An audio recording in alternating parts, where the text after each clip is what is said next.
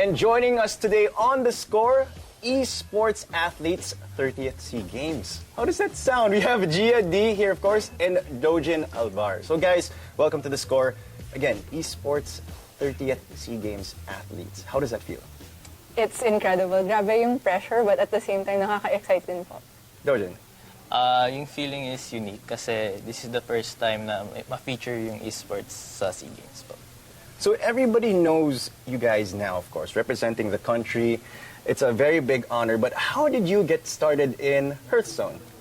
For me, I played it casually after high school, and then sumasali ako sa mga local tournaments. Then after that, I got invited to commentate actually. So my background is actually as a caster internationally.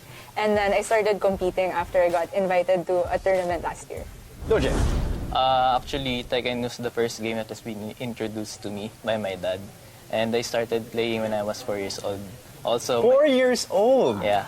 Also, my With dad. parental permission, of course. Yeah. Okay. Actually, it was my dad who taught me to play Tekken. Wow. Because by nature in our family, we all like games and stuff. And then I started competing when I was 12 years old. The first tournament that I attended was PGF 2012 or 2013, I think.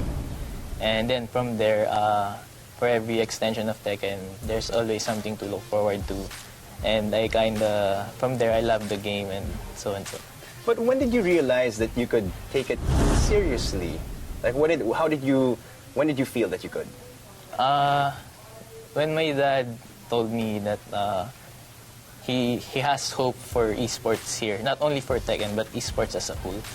And he told me that eventually he sees esports, the future of esports in the Philippines is bright. And I'm assuming you're still in school. Just finished. I'm about to graduate next year. Now, for those who don't know, please explain what Tekken is. Tekken is a fighting game by Bandai Namco. Bandai Namco is a gaming company that, based from Japan. And it is basically digital boxing. So yung unang mawawala ng buhay, siya yung matatalo. Jia, Hearthstone naman. So Hearthstone is a digital collectible card game by Blizzard Entertainment. And same with Tekken, kung sinong unang mawawalan ng buhay, siya yung talo. But it doesn't require as much reflexes and fast movements. Rather, it's about strategy and planning ahead. So we know that he's in college, I believe, and entrepreneur, diba? You're about to graduate. But you graduated from UP, molecular biology grad ka. So molecular biology, Hearthstone, parang pinagsama. Paano yung connection? Paano yung connection dun? Actually, wala ata siyang connect. Siguro math na po yung pinaka-common ground nila. But ayun, nagkataon lang po that was my course. But my real passion is with gaming. So how did your family react? Because molecular biology, as people know, and gaming, how did they react when you started getting into yung mga games na ganito? Actually, I think my family is very supportive and I'm really fortunate about that kasi even while I was trying to balance both in college, parang sabi nila, as long as kaya mong i-handle lahat and as long as di ka bumabagsak, okay lang. And I did get delayed a little bit, but okay lang, rad na. So, pero kailangan ka nagsimula? With Hearthstone. With Hearthstone? In 2014 po. Do you remember the first time, yung first game mo? How were you with friends? Who introduced you? I was alone and I was just introduced by a friend. Just chinat lang niya ako, Gio, may bagong game ng Blizzard and it's really popular. Why don't you try it? Kasi at that time, mahilig na ako sa mga other card games like Yu-Gi-Oh! And Pokemon. Oh, Pokemon. So I started Hearthstone and then within 2 weeks, mas mataas na yung rank ko kaysa sa friend ko na nag-introduce sa akin. Sabi ko, parang may talent ako dito. Ikaw naman, when did you notice yung mga rise sa ranks of the games? 13 to 14 years old. 13 to 14. Kasi nag-undergo ng training dun sa mga players sa South. So from there, na-adapt ko yung style ng gameplay sa South. Tapos nagkaroon po kami ng condo unit dito sa North. So yung mga nakalaban ko po sa North, yun, parang nakuha ko po both styles, South and North. Tapos na-adapt ko po kung ano yung dapat na gagawin. Now, Jia, I know that you were a caster. Doon ka nagsimula. Bakit ka nag-transition to being a pro gamer? With casting, that was actually my first love, I would say, in esports. madaldal kasi ako. And then I really like explaining things, and I was happy to represent the Philippines and also, I guess, a minority of women casters. And then it so happened that last year may isang international tournament called WSOE. They have tournaments across different esports, but for Hearthstone, they decided they wanted to have an all-female tournament. So, nag-invite sila. The problem was, wala masyadong high-level pro players. So, pati mga streamers and casters kinuha nila. So, I got invited to that. And I don't think I was... I think I was more of an underdog going into it kasi caster nga yung background ko. But I ended up winning. So, from there, I started competing more. Now, Doujin, we heard, of course, that your background is entrepreneurship. How do you apply the balance between being a gamer, a student, and an entrepreneur, esports athlete rather? Actually, we had trouble convincing our school and explaining to them what esports is.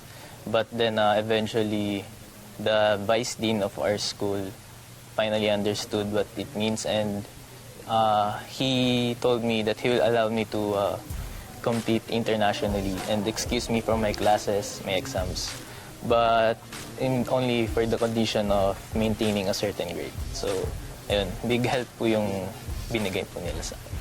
Yung mga values na natutunan mo from your school, is it something that you're able to apply when it comes to your training, when it comes to playing Tekken, or is it the other way around? Na-apply mo dun sa kabila? Vice versa po. Pareho po. Kasi sa school, na-adapt ko po dun na sa yung pagmahal mo yung passion mo, talaga magiging determinado and porsigido ka. So, yun yung na-lead ako ngayon sa Tekken. Tapos sa Tekken naman po, mas natuto po mag-socialize. So sa school, Socialize, yeah. So sa school, yung friends, dumami friends ko, gano'n, like kahit sa ibang course, gano'n.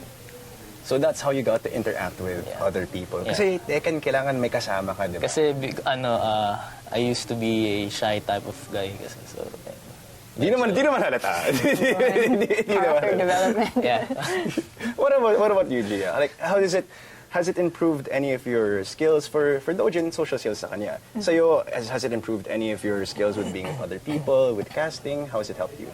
Gaming in general, I think, has made me a lot more confident because growing up, siguro yung mga traditional na competitions is mga physical sports and that type of thing na hindi talaga ako magaling sa mga ganyan. So from LM, parang last pick ako sa whatever team, that's fine. But now I have an avenue to compete because I do like competing and show that I have a talent somewhere else. And then from school naman, I would say that nakakatulong yung data analysis Data analysis? Because science yung background ko kasi. So, and with Hearthstone, it's a game of statistics also because there's an element of luck involved. Therefore, yung mga magagaling, lumalabas sila after a larger amount of games. Wow. So, we have to look at trends and patterns to figure out what are the best cards and go from there.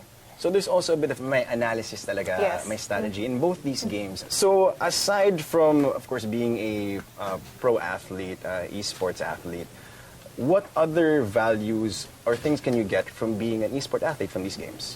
I think number one is discipline because it really takes consistent training and being up to date with the meta, as we call it, or just the trends in whatever the next level of that game is in order to stay updated. What about you, Doujin? I know a lot of people now are following both of you, especially you're going to be the esports representative in the SEA Games. What is your message to all of your fans who want to try to get into Tekken? My message to all my fans is, for those who are aspiring Tekken players, just keep on playing. There was a time, 2 years straight, never ako nanalo ng any match sa kahit sinong kalaban ko. So, yun, from there, sobrang nalulungkot ako. Pero at the end of the day, kinabukasan, gusto ko ulit maglaro. So, talaga naging persigido and determinado. So, from there, yung talo nyo is, yung nakukuha nyo is experience and lesson and realizations. So, yun, never give up. Siyempre na-excite din kasi bubuo kami ng bagong chemistry. Ganun. So, siyempre, kalaban ko dati, tinatalo kami. Ngayon magkakampi na kayo.